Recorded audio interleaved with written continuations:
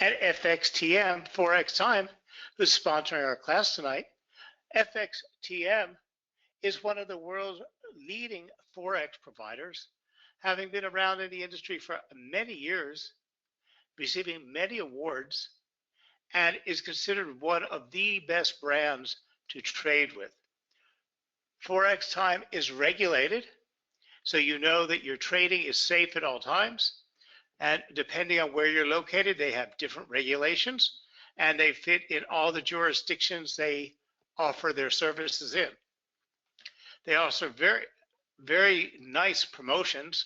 They have their loyalty cash back and $4 for every lot you trade, all types of promotions. All you have to do is simply ask, and they'll share it all with you, or you can go to their website at www.fxtm.com, and you'll find one of the most extensive websites in the marketplace. They offer impeccable education.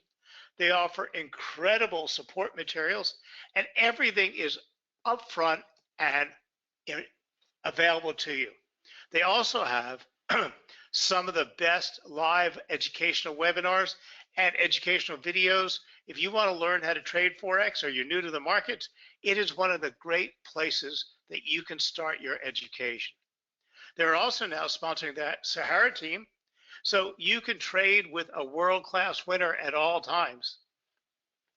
And they are the sponsor of tonight's class. So remember, give FXTM a shot. They are the global authority in Forex trading. Now, tonight's class is about risk management. And risk is the most important part of trading. Too many traders don't think about the risk.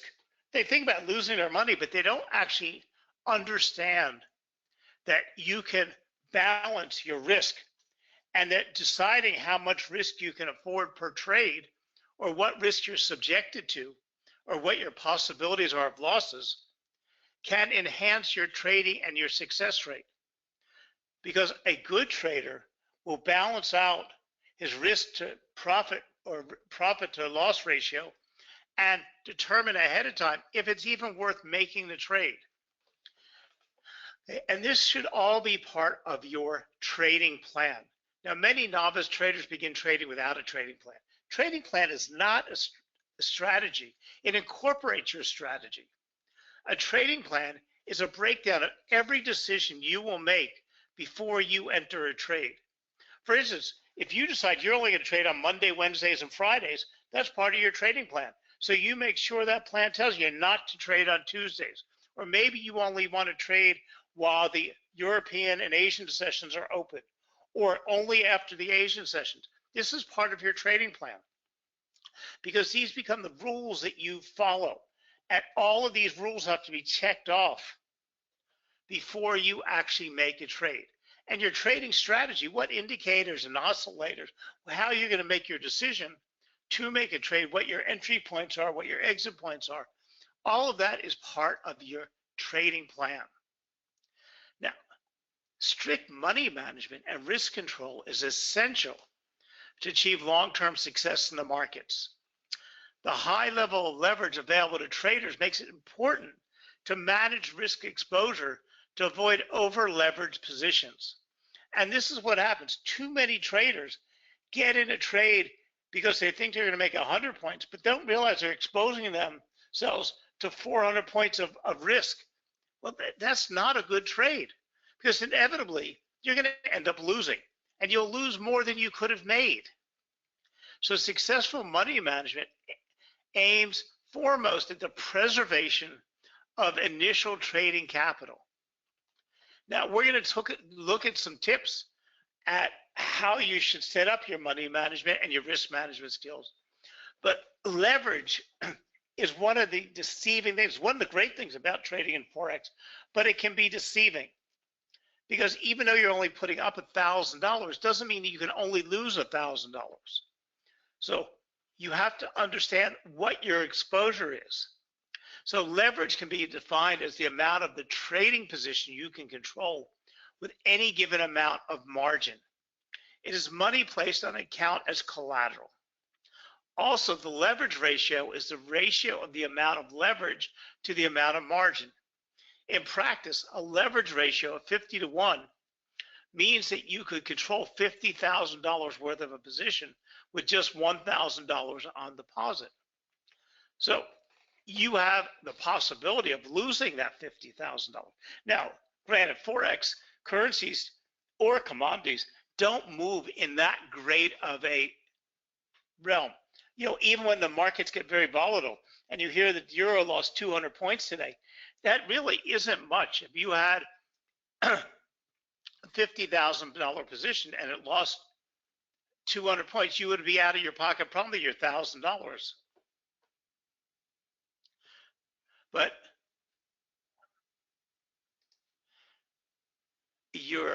it's important to understand what risk you're taking when you enter a trade.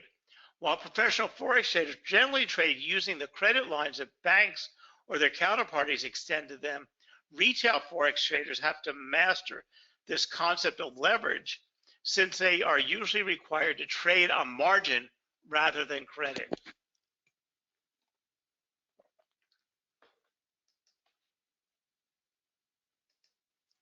Naturally, this high leverage ratio can act as a two-edged sword, since losses can accumulate as quickly as profits on larger positions. Nevertheless, if you are accurately called the direction of the market, you stand to make good money on your rather small investment. So leverage is a great tool, but it has to be a tool that you use safely. It's like would you use a saw without the protection?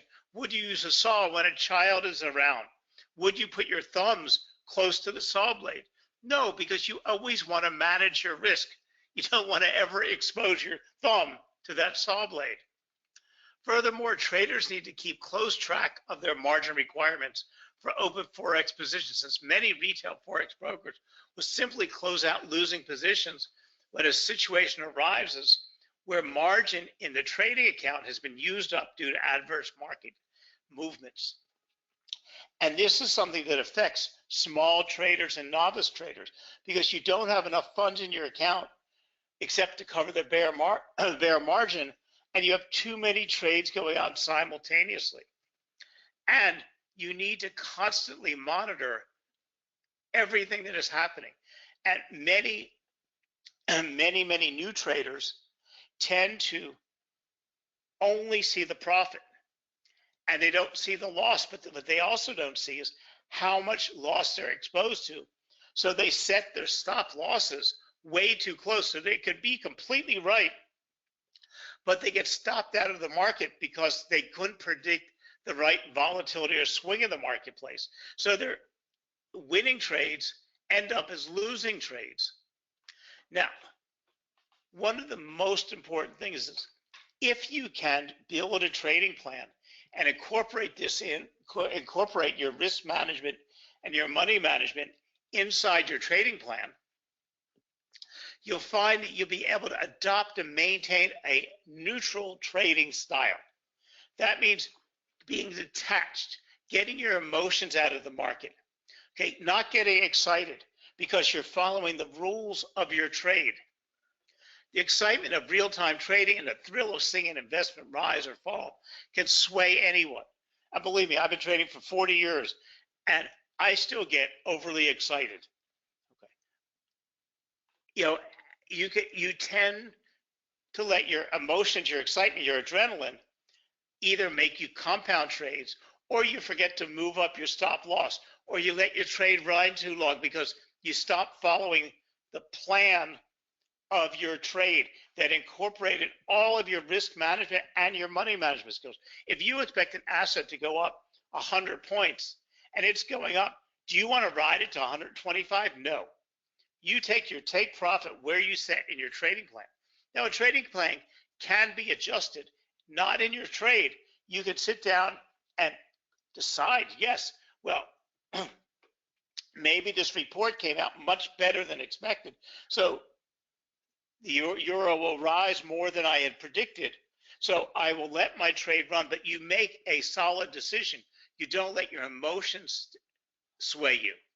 Staying detached or objective about an investment while keeping emotions in check allows for the clear thinking required to make appropriate trading decisions.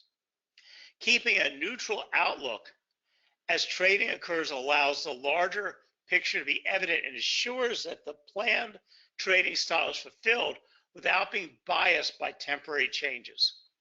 So some of your guides for part of your risk management should incorporate things like, when losing in trade after trade, lower your trading side by 50%. Cut back your risk, cut back the size, cut back your lot. If you're trading 100,000 euros a time, cut back to 50. Go even smaller if you need, because you need to wait till either you've adjusted or fixed your strategy, or the market volatility is eased out, or sometimes you need to be able to stay in the markets long enough to realize that this trading strategy or this indicator and oscillator aren't working in the new as well as you expected in the current market situation. And you can then adapt a new strategy to your next trades. But if you don't cut your trades back smaller, you'll find you've lost all your funds, or you've lost so much that you start chasing it. So the best thing to do is, when you start having a few losing trades, cut back the size of your trades right away. Remember, if you're a new trader, you should only risk about 1% of your capital per trade. While this is standard, you must avoid the temptation to trade big to make up losses. And believe me, everybody wants to make up losses. You start trying to chase your losses. And believe me, in 1982 and 83, I was making money hand over fist. 1984, I was going broke. And I couldn't make a good trade in 1984. And what happened was, I stopped using good money management skills because I was chasing my losses, because I was a day trader and making my living out of trading. And I needed that income each month to pay my bills. So if I didn't make the money, I didn't have the money to pay the bills. So I started chasing trades. By the end of 84, I was dead broke. So you want to avoid the temptation to chase your losses. This usually compounds the problem because the market is not cooperative with your style during a downtrend. 3, stay disciplined when you're with your entries and exits. Do not get sloppy. This means, don't say, okay, I think gold's going to go up to 1250 today. So, maybe I'll set my stop loss at 1247. You know what? Maybe I'll do it at 1245. No. Figure out what your risk management is, what your money management skills are. Figure out the swing of the marketplace, and figure out exactly where you should have your stop loss. Exactly what the swing of the marketplace. Don't get sloppy. Don't get lazy. Don't overestimate. Don't just say, I'll set it here because I think it's all right. And do not abandon your method. Some traders have this plan, and their plan works great, and then when their plan stops working, they just abandon it. They start throwing bits and pieces out. A trading strategy is not part of your method. Trading strategies change all the time because market conditions change. But when you build your trading plan, your trading strategy is in, and you could be using, I have this strategy for volatile markets, this strategy for the Federal Reserve meeting, this strategy for the ECB meeting, this strategy for when this has happened, this strategy. Okay, this is part of your trading plan. You can adjust your strategies all the time. You can adjust the indicators and oscillators and how you're using them all the time. But don't abandon the method you're using. And do not take losses personally. I see more people in the pub at night, my Forex buddies and my CFD buddies, pissed off, madder than hell because they had some bad trades. Okay, what happens is when you get upset like that, you stop making good decisions. It's not your fault the market wasn't conducive to profits. Now, somebody told me a million years ago, a long, long time ago, that when you trade, you should figure that you're going to have 6 losing trades for every 4 profitable trades. Okay. Now, that could be right or wrong. I used it as a rule of thumb. And as long as you're making enough profit in your profitable trades, you don't care about your losing trades. You know you're going to have losing trades. So if you say you're going to have 6 losing trades to every 4 profitable ones, well, you just want to get through your 6 so you can get to those 4 profitable ones without getting upset. Just move on forward. And do not fall into the temptation to let losers run. That's the worst thing is I'm sure the market's going to do exactly what I expect. I'm sure the market's going to turn around. I'm sure the euro is going to reach 112 today. Cut your losses at predetermined stops, regardless of the pain. Do not chase the markets. And do not stop tracking your watch list for the markets you trade. Be ready to take the right entries when it presents itself. Don't force trades. Don't, if, for instance, I only traded agriculturals. Okay. But when things were going bad in '84, I started trading precious metals. I started trading all types of other commodities. And I didn't even understand. Not that I wasn't an expert on those. I was an expert on agriculturals. Okay. You can't be an expert on all the assets out there. You should have part of your trading plans are only the assets you're willing to trade. Okay. And don't let yourself get beat up over a string of losses, and don't go out there. You have to be ready to jump back on the boat when it's ready to sail again, but just don't drown while you're waiting for it.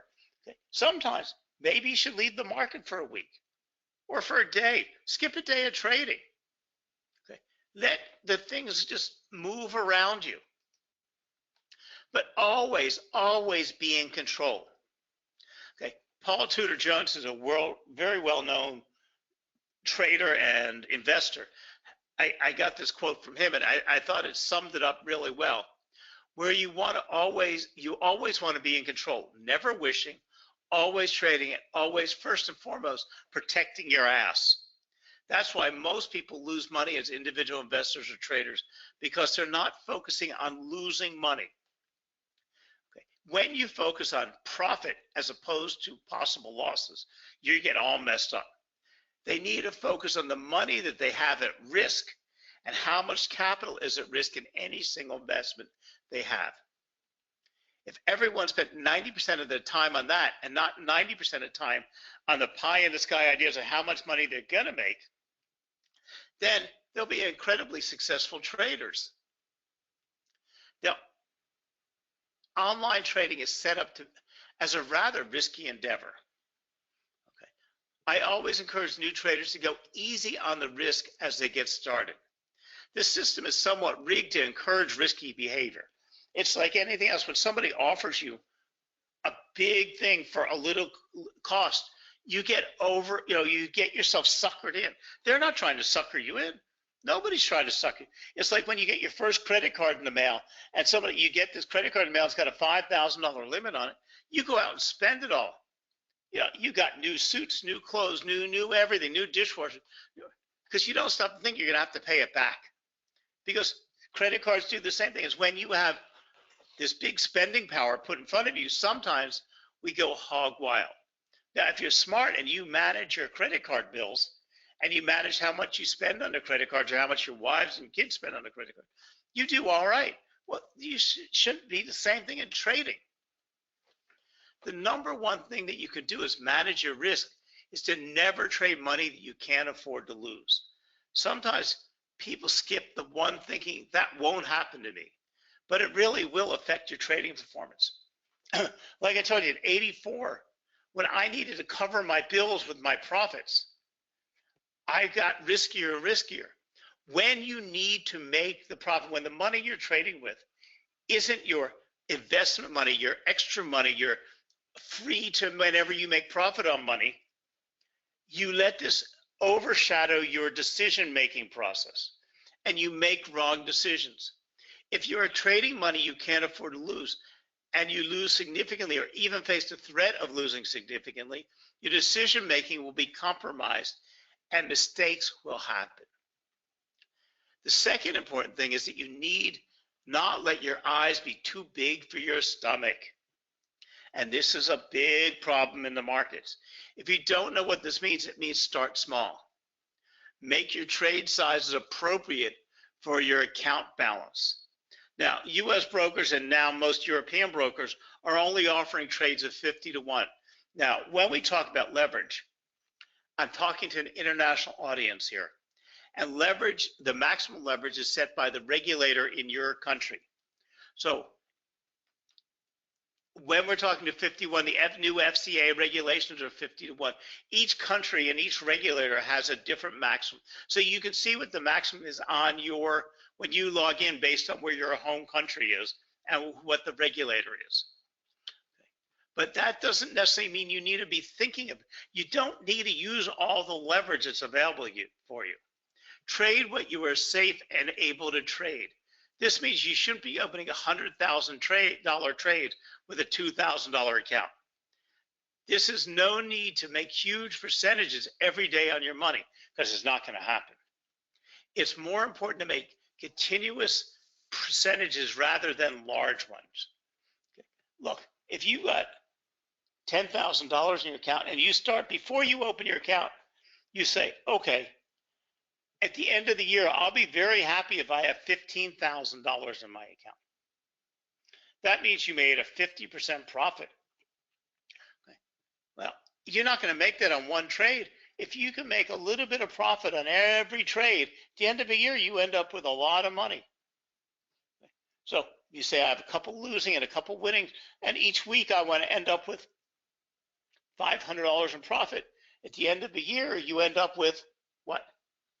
$500 a month, $500 a week, 52 weeks, that's $25,000 profit. That's not a bad way of going. Okay, it's when you're going to try to make $5,000 a week in profit. So a stop loss is the most important risk management tool you have. A stop loss is a type of order that does exactly what it says. It stops you from losing any further money from your account. Trades don't always go the way you expect. You need a parachute to cut your losses. The trick, though, is to set your stop loss in a spot that you know the trade will reach if you are totally wrong with your trading idea. Your stop loss is not to be put where it maxes out what you can afford to lose. You need to figure out where the stop loss should be put based on the swing of the marketplace and where you wouldn't get stopped out if you're trading. And then you have to then decide, could I make this trade? Because could I cover the market volatility if the market goes all the way down to where I need to put the stop loss to cover the swings in the marketplace, not when you place your stop loss at only what you can afford to lose. So in other words, if you think that you can only afford to lose $1,000 and you put your stop loss at whatever it happens to be, say 10 pips down or 20 pips down, and you don't look that the market dips 10 and 20 pips all day long, whether you're right or wrong, you shouldn't have been in that trade because you couldn't cover the swing of the market. Now, stop losses should be considered to be your emergency exit. They should be set to execute when your trade has gone horribly, horribly wrong. I've seen many traders place their stops at a price where they might be wrong, or even worse, could possibly be wrong. If you set your stops too close to your price, it's going to get hit. It's Murphy's Law. Okay, so while managing losses is paramount to a Forex trader, another key way to keep trading risk at manageable levels consists of recognizing when a profitable trade has run its course. This third risk management concept involves using a trailing stop. Okay, this means that as the asset moves in your favor, you can keep moving that stop up continuously. And hopefully that stop will be above your profit levels. And at that point, you've now locked in profit. And then you can let that trade ride because you can keep moving that trailing stop loss up. Moving the stop even further towards the present spot rate will further protect gains once the trade becomes even more profitable. In addition, trailing stops allow you to follow trends as they unfold for maximum profitability. Now, trading with money that you can afford to lose in the worst case scenario, trading with reasonable lot sizes and controlling your risk with stops will prevent you from having a major trading disaster. And this is what we're all wanting to protect all the time. We don't want to see most of our investment money wiped out, because if you can't ride out the markets, then you'll eventually lose. You need to be able to ride out those 6 losing trades for those 4 profitable trades. And you need to be able to ride out blips in the market and unexpected volatility. Far too many traders take the Wild West approach to trading, and sometimes it works for a while. But when it's over, it's really over.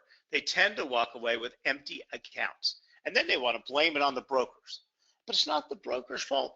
The brokers are there to help you. They're there to explain to you, but they can't do your risk management. We're going to try to tell you what it should be and where it should be, but we can't help you or determine for you what is right for you. Speculating as a trader is not gambling.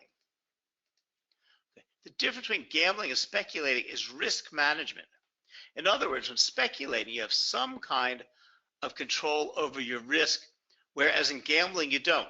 Even a card player, such as poker, can be played with either the mindset of a gambler or with the mindset of a speculator, usually with totally different outcomes.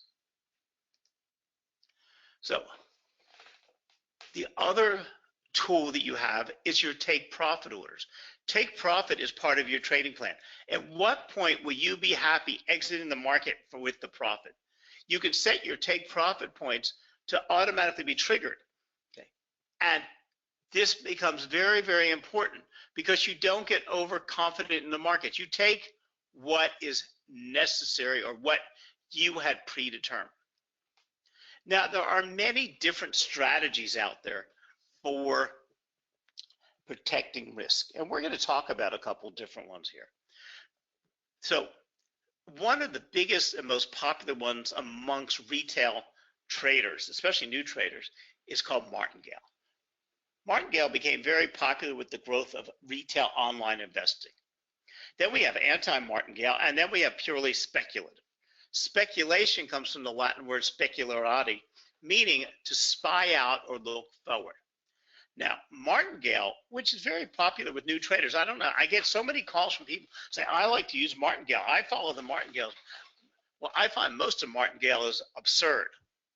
But in a martingale strategy, you would double up your bet each time you lose and hope that eventually the losing streak will end and you will make a favorable bet, thereby recovering all your losses and even making a small profit. This is the most insane strategy I've ever heard of, but a lot of traders follow it. Okay, it makes no sense to me. When you're losing, I wouldn't double down, double down, double down. That's great for cards. It isn't great for investing. Now, martingales was developed in the 18th century France, way before there was investing, and has its roots in mathematical and scientific development of the enlightened area. The martingale strategy involves increasing bet sizes for every losing coin toss. When the trader bets that the amount X, that the currency will go up by P1, and his bet fails, he will simply double that amount. But the fact is, that's fine if you have endless money to double it up. Most people end up broke before it ever turns around to that lucky trade. So you'll hear a lot of people talking about martingales, but you also hear a lot of people talking anti-martingales. Using an anti-martingale strategy, you would halve your bets each time you lose. To me, this makes a lot more sense, but would double your bets each time you won. This theory assumes that you can capitalize on winning streaks and profitable accordingly. And this works because, okay, as the markets move against you, as the markets change, as the volatility levels change, as things change in the market, you're cutting back and you're cutting back your risk until the markets move in your favor. When the strategy that you've developed is working well, it tends to work steadily until it crashes. Well, when you see it's working good and you have the euro US dollar down pat, and whatever you're doing for the euro is also working great against the pound, against the yen, you can keep increasing your size of your trades steadily across the board. And then when one of them goes the opposite direction and you start losing, you cut back your trades by 50%. So clearly for online traders, this is the better of the two strategies to adopt.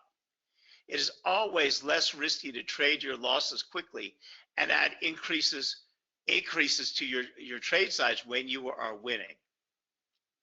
However, no trade should be taken without first stacking the odds in your favor. And if this is not clearly possible, then no trade should be taken at all. And this is one of the most difficult trading strategies there is, or trading plans. And that is making no trade. You always have three choices: to go long, to go short, or not to trade. Okay. When you can't stack the odds in your favor, that means that your risk reward ratio is not wide enough. Okay. You should not trade.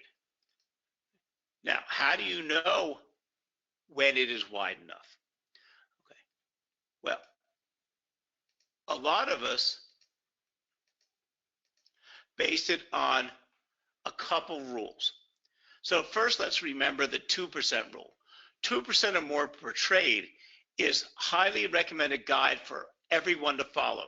We stress guideline because it depends on other factors besides your experience, like your trading systems, mainly how often you trade and how many open trades you have. The more currency trade you take per time frame that you focus on, the less you want to risk per trade. But your rule should be never more than 2%.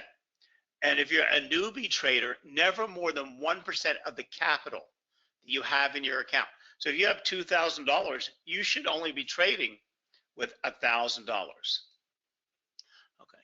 You want to always balance risk and reward. Another way to increase your chance of profitability is to trade when you have a potential to make 3 times, and this is crucially important, 3 times more than you are risking. If you give yourself a 3-to-1 reward to risk ratio, you have a significantly greater chance of ending up profitable in the long run. Okay.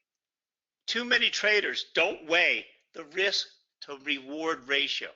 And the higher you set it, if you set it more than 3-to-1, you'll get very few trades. A lot of traders will say, I'll trade 1-to-1 or 2-to-1. 3-to-1 is your best scenario, okay, because you need to have 3 times more profit than you have potential losses. So limit your investment. Okay. Now, if you are using an investment that pays 3-to-1, okay, and you have so many winning trades, at least each one of those trades paid you $3,000 on every $1,000 you were risking. Where if you're using a 1-to-1, you were only getting up to $1,000 for every risk you had. So in the long run, you would trade less with the 3-to-1 ratio, but those trades would pay higher payouts. Okay. Now, it doesn't mean if you were trading 1-to-1, the asset went up 3. But the thing is, when you're setting your take profit and your stop losses based on your risk and reward ratio, even though the asset went up $3,000, if you're using a 1-to-1 ratio, you already paced your stop too close. You're taking too many riskier trades. And then this is the big one. Start large reward to risk ratios, okay, come at a price. On the very surface, the concept of putting a high reward to risk ratio sounds good, but think about how it applies to actual trading scenarios. So let's say you're a scalper and you only wish to risk 3 pips. Using a 3-to-1 reward to risk ratio, this means you need to get 9 pips. Right off the bat, the odds are against you because you have to cover the spread. A 3-to-1 ratio is about the best you can do. Now, if your broker offers a 2% spread, you'll have to gain 11 pips to cover that 3-to-1 ratio, forcing you to take the difficult. Okay, and if you wanted to take the 4-to-1 ratio, that puts you way out there, because at 4-to-1 ratio, you're going to be taking 8 plus to 2 is a huge risk, and the chance of you ever getting a trade in at a 4-to-1 ratio will be very unusual. So a 3-to-1 ratio is about the best you're going to find. And if you go to 2-to-1 in a you can have exceptions to your rules, but these exceptions are written in your trading plan. If you were to reduce your position size, then you could widen the stop to maintain your desired risk reward ratio. So again, you could do this by what? Trading smaller, using smaller leverage or smaller lots, which will allow you to take larger scenarios. In the real world, reward to risk ratios aren't set in stone. They must be adjusted depending on time frame, trading environment and your entry and exit points. A position trade could have a reward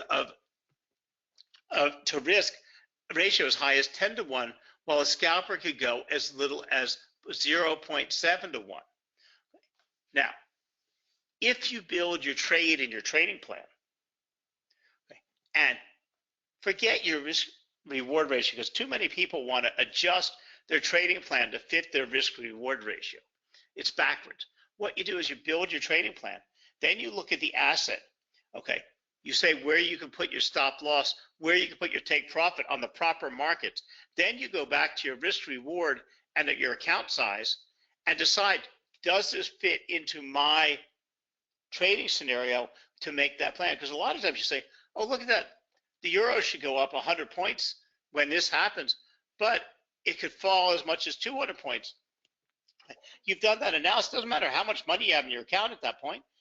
I'm not making that trade. Or the euro is going to go up, possibly go up 30 pips today, but I've got to risk 40 pips to let it go up 30. I'm not going to make that trade. So you've already factored that in. So in conclusion, risk is inherent in every trade you take. But as long as you measure risk, you can manage it. Just don't overlook the fact that risk can be magnified by using too much leverage in respect to your trading capital, as well as being magnified by the lack of liquidity in the markets. When a disciplined approach and a good trading habits taking on some risk is the only way to generate good rewards. So risk is not a bad thing as long as you know what it is. Now, some famous quotes on risk from Warren Buffett is, risk comes from not knowing what you're doing. That's more important. Price is what you pay, value is what you get. Sometimes sitting in the shade today because someone planted a tree a long time ago, and you only find out who is swimming naked when the tide goes out. So remember, understand what risk you're taking. Risk is personal. Risk is based on your account size, your experience, and what you've determined for the trade. But your risk to reward ratio should be at around 3 to 1 on the average. If you're a newbie trader, you shouldn't be risking more than 1% of your capital per trade. If you're an experienced trader, 2% is the acceptable rule.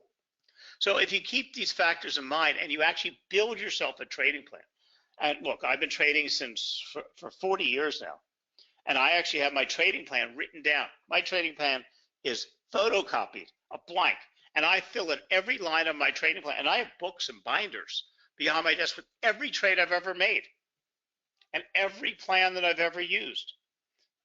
Now, today, everybody uses computers to do all this. I still do it old-fashioned by hand way because I have them sitting on my desk and I tear them off as I'm looking to trade because it makes me check off the lines and makes me make sure that I follow every rule that I've laid out.